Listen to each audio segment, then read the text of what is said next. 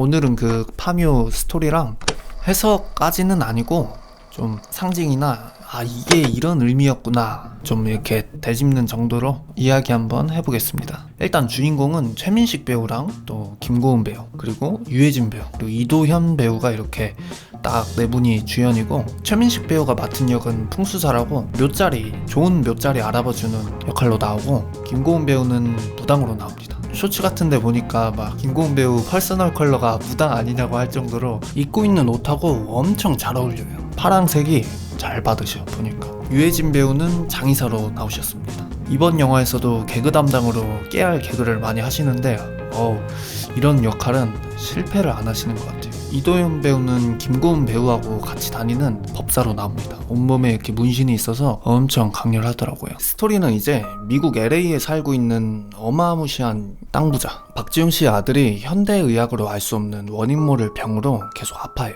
그래서 이제 돈도 많겠다 한국에 있는 무당을 부릅니다. LA까지. 비행기 값도 이렇게 줬겠죠. 그렇게 김고은 씨가 미국까지 와서 아기를 딱 보더니 휘파람을 붑니다. 이제 휘파람을 부는 게 귀신을 부르는 거라고 해요. 외부에 있는 걸 막 부르는 건 아니고 이미 그 공간이나 근처에 있는 귀신을 부르는 거라고 합니다. 그렇게 나온 결론이 조상 묘자리를 잘못 써서 그런 거다. 계속 집안에 안 좋은 일 있지 않았냐 하는데, 그 아픈 갓난 아들을 갖기 전에도 이미 유산을 2번이나 했고, 박지용 씨가 형이 있었는데 형은 또 정신병원에서 스스로 이제 죽기도 하고, 아버지도 몸이 안 좋아가지고 휠체어에 앉아 계시고, 집안 사람들 상태가 전부 안 좋았어요. 그래서 이제 역시 무당이 용하네 하고 어떻게 하면 되겠냐 하니까 아는 지인이 전문가다, 이 바닥에서 유명한 풍수사 또 안다 해가지고 연락을 한 게 최민식 풍수사입니다. 사실 박지용 씨는 김고은 무당한테 영업이 싹 돼가지고 이 방법밖에 없다 생각하고 있는데, 박지용 씨 아내하고 엄마는 별로 탐탁치 않아요. 특히 엄마가 100년도 더 된 묘자리를 건드리는데 반감을 갖는데, 박지용 씨가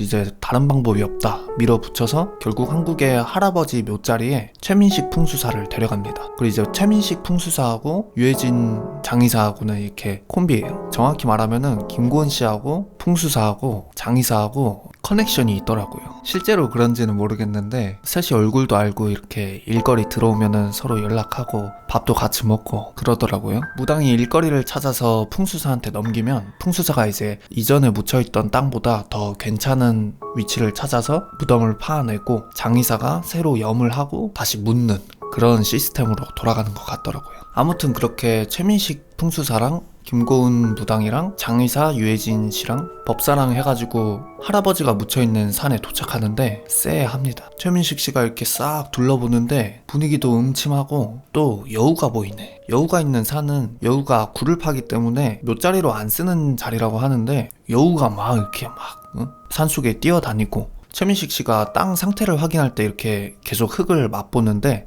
처음으로 이렇게 입에 흙을 넣고 인상을 쓰면서 흙을 뱉어버려요. 그리고는 이거 아니다, 이거 큰일 난다, 이거 뭔가 이게 아니다, 일 못하겠다면서 그냥 산을 내려가 버려요. 그렇게 갑자기 돈도 많은 집안에서 뜯어낼 것도 많은데 큰 건을 갖다가 안 한다고 해버리니까 김고은 씨랑 유해진 씨랑 가가지고 갑자기 혼자 왜 그러냐 상의도 없이 하니까, 묘자리 잘못 건드리면 줄초상 난다고, 자기는 이거 절대 못한다고, 지금 수십 년 동안 명당 찾는다고 한국에 있는 좋은 산들을 다 다녔는데 지금 여기 있는 산은 지금 처음 본다고. 그 할아버지라는 사람의 비석도 보면은 이름도 안 적혀있고 뒤에 숫자만 조그맣게 적혀있고, 무덤도 하나도 관리가 안 된 게 이게 박지용 저 양반도 숨기는 게 있다, 난 안 할란다 해버리는데, 김고은 씨가 우리가 안 하면 애기는 어떡하냐 하면서 최민식 씨를 설득합니다. 물론 좋은 일 하면서 돈도 벌고 얼마나 일석이조입니까.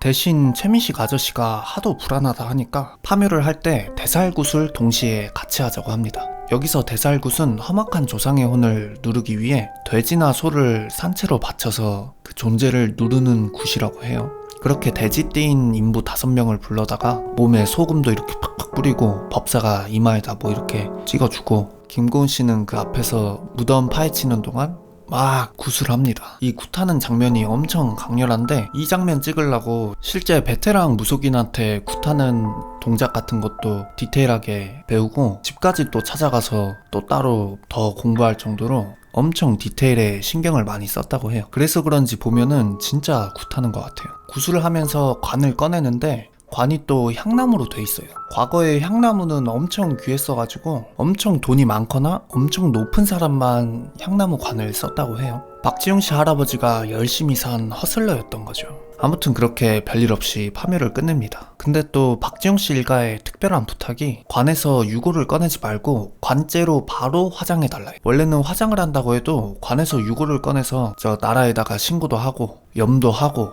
이렇게 해가지고 절차를 이렇게 싹 밟아서 화장을 해야 조상도 좋은 곳으로 간다고 하는데, 관도 뜯지 말고 염도 안 하고 저 신고도 하지 말고 바로 그냥 화장해달라 합니다. 돈 주는 사람이 뭐 그렇게 해달라니까 알았다 하는데, 관을 차에 싣고 가려는데 비가 오네. 저도 이제 알았는데 비 오는 날 화장하면 고인이 좋은 곳에 못 간다고 해서 원래 비 오는 날에는 화장을 안 한다 해요. 최민식 아저씨가 비가 와서 화장을 미뤄야겠다 하니까 이 박지용 씨가 그러면 구청에 신고해야 되지 않냐고, 지금 이거 조용히 싹 처리해야 되는데, 그래서 결국 그럼 아는 병원에 잠시 비 그칠 때까지만 맡겨둘 수 있게 해보겠다 해서 유해진 씨가 또 돈봉투 들고 가가지고 힘 좀 써서 잠시 보관할 수 있게 됩니다. 그리고 최민식 씨가 오다가 봤던 절에 잠깐 들려요. 아까 산에 올라갔을 때 여우가 막 돌아다니고 막 자리도 안 좋은 것 같고 그래가지고 같이 따라온 박지용 씨 엄마한테 이 자리 누가 알아봐줬냐 하니까 기순애라는 유명한 스님이 이 자리가 좋다고 해서 여기로 한 걸로 알고 있다 합니다. 최민식 아저씨가 그 말을 듣고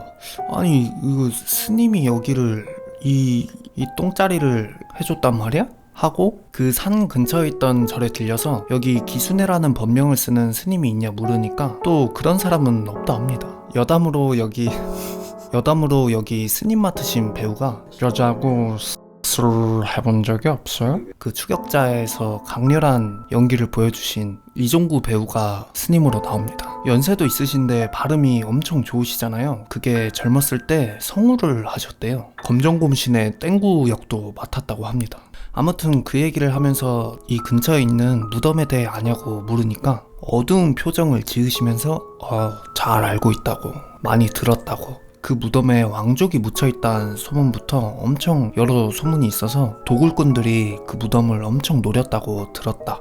그리고 그 도굴꾼이 작업을 하던 장비들도 이 절에 남아있다. 그 도굴꾼들 사진까지 이렇게 보여줘요. 그 시각 병원에서 유해진 씨한테 돈 받고 관을 병원에 잠시 보관할 수 있게 해준 그 마을 사람이 관 뚜껑을 따입니다. 못으로 이렇게 다 박혀있는 거를 어디서 이렇게 망치 같은 걸 가져와가지고 이렇게 엄청 힘겹게 막 그 안 열리는 거를 갖다가 이렇게 쫙 해가지고 뜯어요. 이 병원에서 일하는 이 아저씨도 이 관에 대한 소문을 들은 거죠. 그래서 안에 어떤 귀중한 물건들이 있을 거다 라는 생각에 몰래 열려고 시도를 한 거죠. 그렇게 관이 뜯기는 동시에 그 순간에 김고은 씨하고 법사가 관 잘 있나 보러 왔다가 그 모습을 딱 보고 지금 뭐 하시는 거예요? 하다가 관 뚜껑이 열리고 그 안에서 뭔가가 이렇게 슉 지나가면서 김고은 씨가 기절해버려요. 악한 뭔가가 나온 거죠. 그리고 그 악한 거는 저 멀리에 있는 LA 미국에 있는 자손들, 그러니까 박지용 씨 일가가 있는 저택으로 갑니다. 그 저택 2층에 박지용 씨의 아버지가 몸이 안 좋아서 휠체어에 앉아 있는데 창문 밖에서 뭔가가 계속 부르고 홀린 듯이 창문을 열어버립니다. 창문을 열자 이곳은 적과 꿀이 흐르지만 나는 춥고 배고팠다 라고 들리는 동시에 심장을 쥐고 쓰러집니다. 돌아가신 거죠. 그 시각 한국에서 김고은 씨가 병원에서 눈을 뜨고 바로 최민식 씨한테 관이 열려서 뭔가가 나왔고 이제 자손들이 위험할 거다, 어떻게 해야 된다 해서 최민식 씨가 바로 박지용 씨한테 전화를 합니다. 아니나 다를까 한국의 어느 한 호텔에 있는 박지용 씨한테도 할아버지 악귀가 찾아가서 호텔 창문을 열게끔 막 뭐라고 하는데 최민식 씨한테 전화가 와요. 지금 괜찮냐고, 관에서 뭔가가 나왔는데 지금 자기가 거기 있는 곳으로 갈 테니까 꼼짝 말고 있으라고, 이렇게 막 상황 설명을 하는데 누가 문을 쾅쾅쾅쾅쾅 두들기면서 박지용 씨 안에 있습니까? 하는데 그 목소리도 최민식 씨 목소리야. 동시에 막 전화에서도 막 소리치고 호텔 문 밖에서도 문 두들기면서 무슨 일 있는 거냐고 문 좀 열어보라 그러고, 전화 속 최민식 씨는 빨리 창문 쪽으로 가라고, 위험하다고, 그거 자기 아니라고 하다가 갑자기 전화 속 최민식 씨가 창문 열라고 고함치니까 얼떨결에 창문을 열어버려요. 아니 확률이 50대 50이었는데 꽝을 골라버려요. 뒤늦게 최민식 씨가 문을 따고 들어오는데 이미 박지용 씨가 아니에요. 제 식탁 위에 올라가가지고는 막 일본 군인처럼 손 이렇게 촥 들면서 일본에 맹세한다는 말을 이렇게 막 뱉어요. 그리고 갑자기 냉장고로 가더니 안에 있던 물이랑 물은 다 꺼내서 마신 다음에 여우가 범의 허리를 끊었다 라고 을미모르의 소리를 하고는 손으로 돌리는 것도 아니고 박지용 씨 목이 스스로 이렇게 쫙 돌아가서 약 195도 정도 돌아간 다음에 죽습니다. 이제 다 죽었으니까 끝이네 할 수 있는데 아직 갓난아기가 남아있잖아요. 박지용 씨 할아버지가 또 갓난아기까지 처리하려고 LA에 있는 병원으로 날아가는데 그때 이제 김고은 씨가 법사하고 박지용 씨 할아버지를 다시 불러들이려고 굿 비슷한 거를 이렇게 막 하는데 그게 성공해서 잠깐 법사의 몸에 가두는데 성공해요.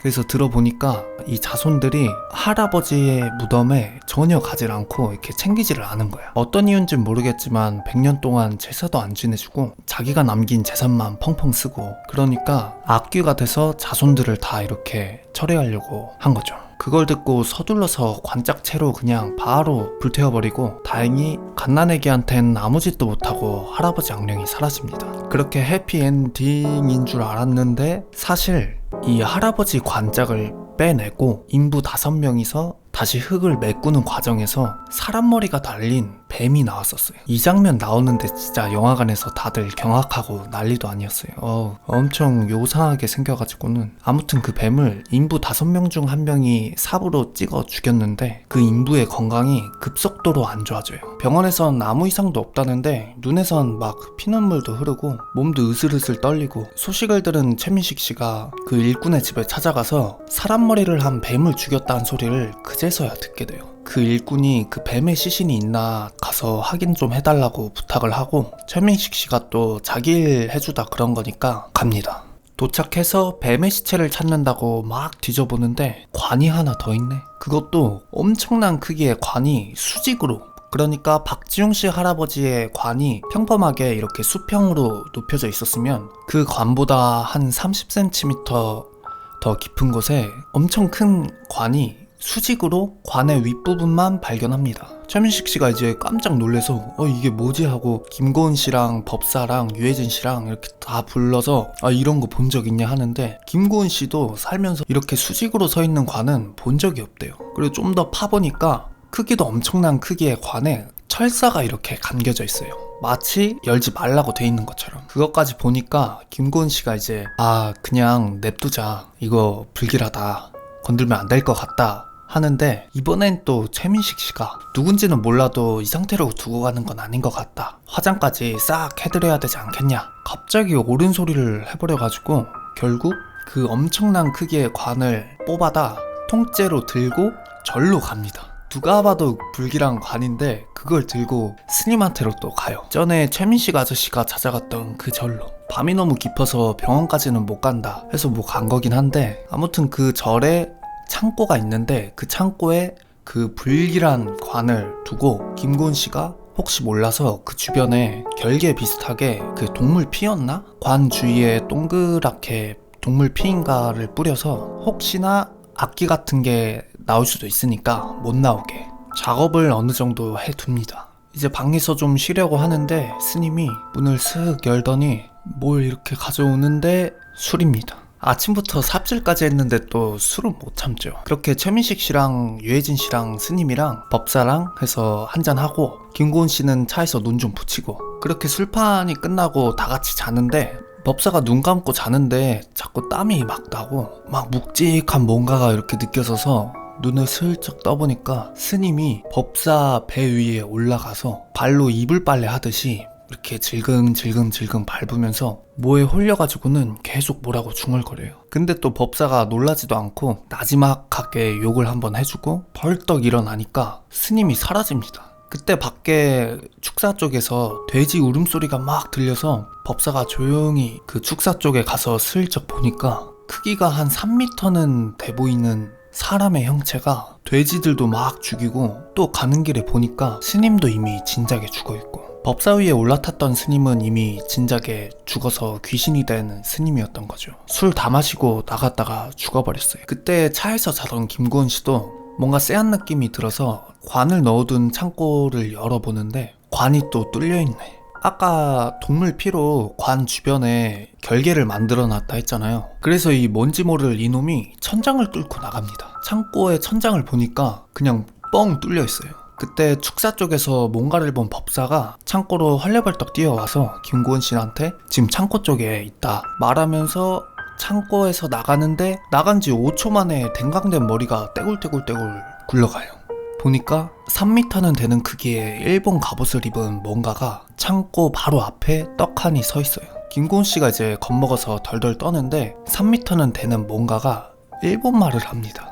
일본말로 인간이냐고 묻는데 또 김고은 씨가 일본말을 잘해요. 제2외국어가 일본어였는지 유창하게 또 할 줄 압니다. 그래서 인간이 아니다. 그리고 나는 당신의 부하다. 딱 보니까 인간이라고 하면 죽일 것 같거든. 부하란 소리를 들으니까 이 뭔가가 그럼 은어와 참외를 준비했냐 묻거든요. 이게 관에 묻혀있던 게 엄청난 크기의 일본 장군이었던 거예요. 근데 그 중에서도 높은 지위의 장군만 구하기 힘든 은어와 참외를 즐겨 먹었다 하니까 실력 있고 꽤 인정받는 장군이었던 거죠. 그러다 장군이 김고은 씨가 인간인 걸 눈치채고 죽이려 하는데 그때 법사가 뒤에서 장군을 칩니다. 아까 굴러갔던 머리가 법사 머리가 아니었던 거예요. 스님 머리인지 누구 머리인지 아무튼 3m는 되는 일본 장군이 법사를 딱 잡으니까 꼼짝도 못하고 그 장군이 법사의 배에 손을 딱 대고 쑥 넣는데 그냥 쑥 들어가요. 창호지 찢듯이 그냥 투두둑하고 그렇게 바람구멍을 내주고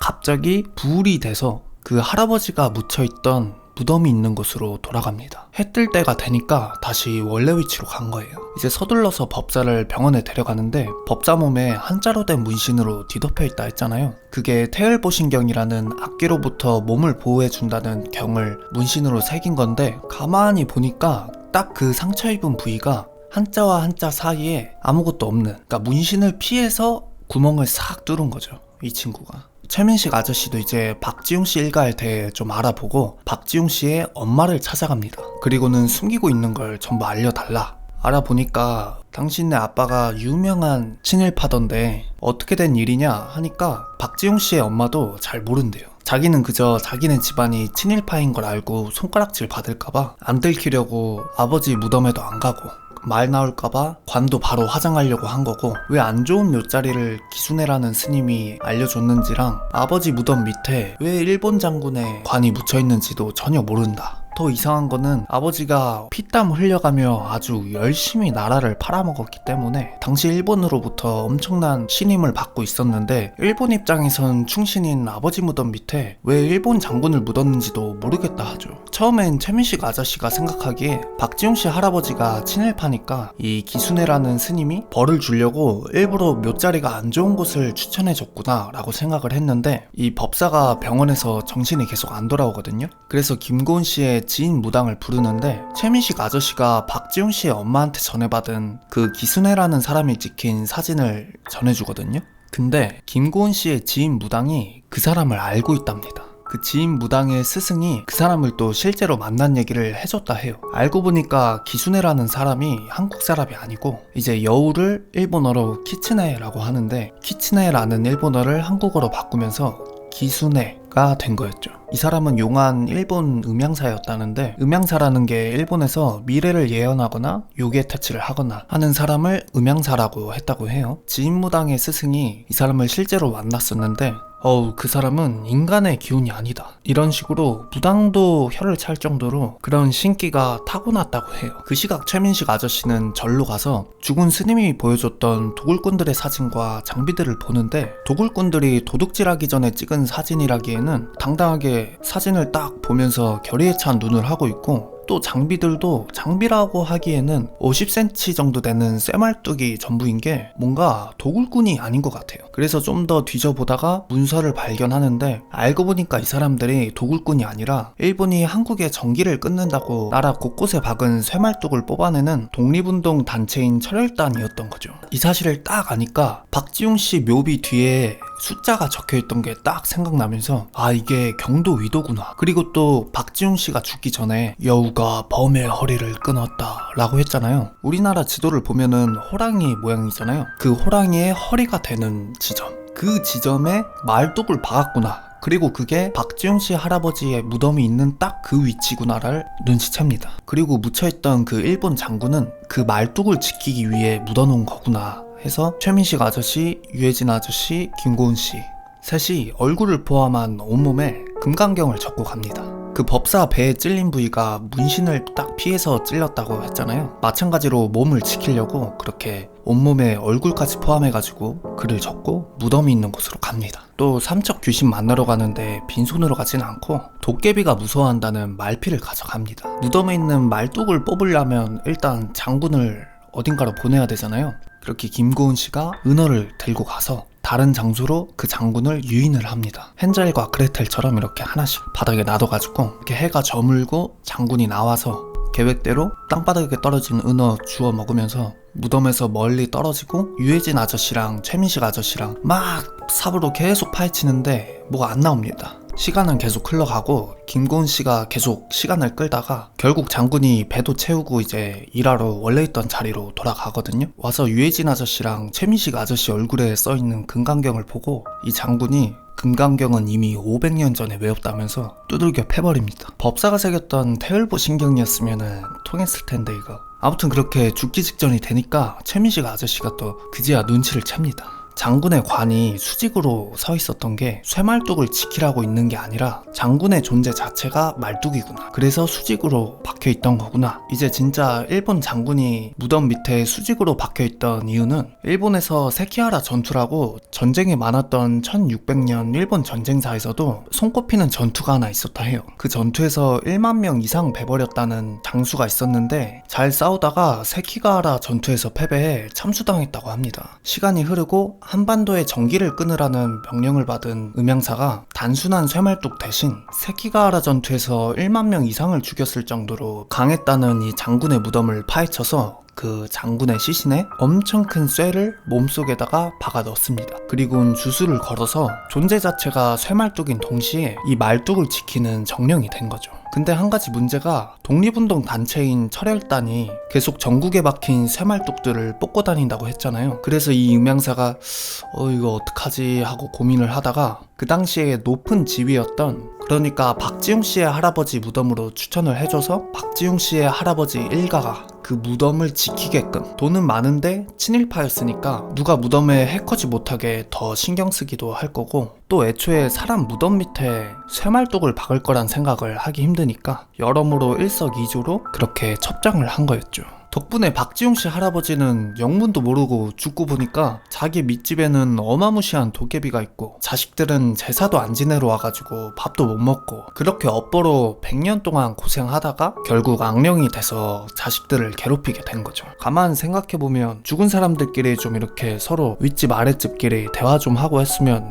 됐을 것 같은데 친일파였으니까 일본어도 잘했을 거 아니에요. 장군하고 이렇게 대화도 하고 하면서 아무튼 그 일본 장군을 삽으로 막 후려치는데 하나도 안 통하거든요. 쇠인 머리 부분이 날아갈 때까지 때리다가 또 최민식 아저씨가 풍수자잖아요. 죽기 직전에 음양오행이 떠오릅니다. 저희 사주팔자 볼 때 너는 나무니까 흙을 밟아야 된다 할 때 그 음양오행 맞습니다. 음양오행에 금, 수, 목, 화, 토 이렇게 5가지가 있는데 여기에 삼각관계라는 게 있어요. 나무가 흙을 컨트롤하고 흙은 물을, 물은 불을, 불은 쇠를, 또 쇠는 나무를 이렇게 서로 삼각관계가 있는데 장군 몸속에 쇠가 들어가 있잖아요. 그리고 전에 법사배에 바람구멍 내놓고 다시 원래 있던 무덤으로 갈 때 뚜벅뚜벅 걸어서 가는 게 아니라 불로변에서 하늘로 높게 뜬 다음에 순식간에 원래 위치로 가거든요. 그래서 최민식 아저씨가 딱 생각한 게 자기 피인 물을 묻혀서 일본 장군을 이루고 있는 불과 쇠의 상극이 되는 피 묻은 나무 몽둥이로 두들기니까